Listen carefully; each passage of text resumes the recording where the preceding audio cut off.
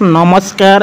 आज ओडिशार आम समस्त प्रिय मुख्यमंत्री श्रीजुक्त मोहन चरण माझी विधानसभा सुभद्रा योजना को नहीं विज्ञप्ति प्रकाश करने घोषणा करिसेंते। दर्शक बंधु ए सुभद्रा योजना रे लाभ पाइबापी ओडिशा सरकार ओडिशार 1 कोटी महिला को सुजोग देवे एवं ए सुभद्रा योजना रे ओडिशा सरकार तरफ 55,825 कोटी टंकार व्यय बराद करा जायछि। सुभद्रा योजना काहाको मिलिबो, या केउठारे किपरि भाबरे केमिति आवेदन करिहेबो ताहार संपूर्ण विवरणी ए वीडियो माध्यम रे आपण माननको जणाइबो।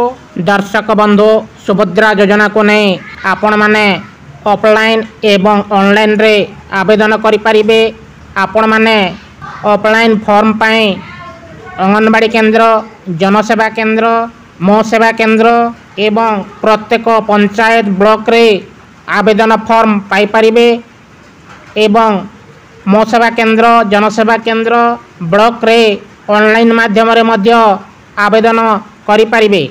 सुभद्रा योजना रे प्रति हिताधिकारी को वर्ष को 10,000 टंका, 5 वर्ष जाए 50,000 टंका डीबीटी माध्यम रे ओडिशा सरकार हिताधिकारी को बैंक खाता जरिया रे ट्रांसफर करिवे। यह वर्ष को 2 थर मिलिबो।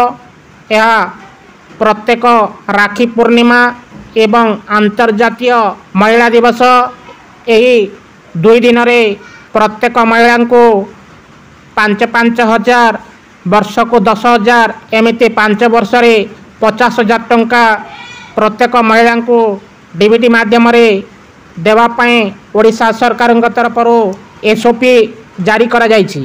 यही सुभद्रा योजना रे आवेदन करने प्रत्येक महिला बयस 21 वर्ष रु अधिक एवं 60 वर्ष रु कम होइथिबा आवश्यक अटे।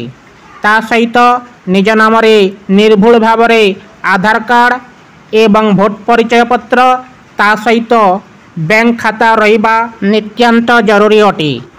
यही सुभद्रा योजना रे क्यों माने आवेदन करि परिबे नाही, जेउ मानक बयस 21 वर्ष रु कम होइथिबो एवं 60 वर्ष रु अधिक होइथिबो एवं सरकारी चाकरी करुथिबे, स्वच्छल वर्गर होइथिबे, आयकर दौथिबे एवं सरकार ठारो वर्ष को 18,000 टंका दरमा पाउथिबे। जेकोसी स्तर रु सरकार ठारो मास को 1500 टंका रु अधिक पाउथिबे ताहेले से माने एई योजना रे आवेदन करि परिबे नाही।